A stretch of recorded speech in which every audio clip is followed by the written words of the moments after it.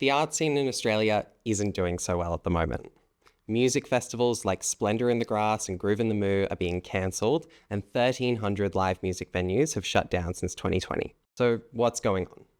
There are a few reasons, one being the cost. I probably don't need to tell you that ticket prices are getting a bit insane. Australia Institute polling found 59% of Australians aged 16 to 25 considered cost a barrier to attending music events.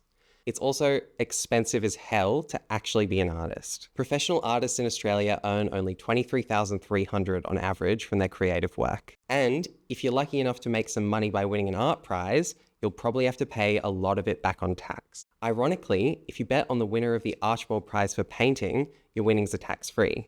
But if you actually win the Archibald, your winnings are taxed. Make that make sense. Starving artists are a big stereotype, but if people can't make a living making their art, newsflash, there's not going to be a lot of art.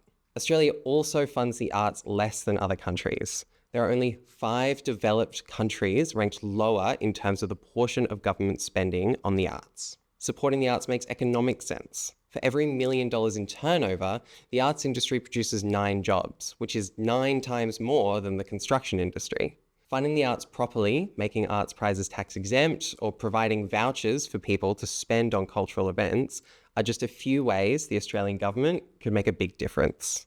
There are plenty of ways for the government to raise the revenue to do this, like taxing the fossil fuel industry properly, or reforming negative gearing, and the capital gains tax discount.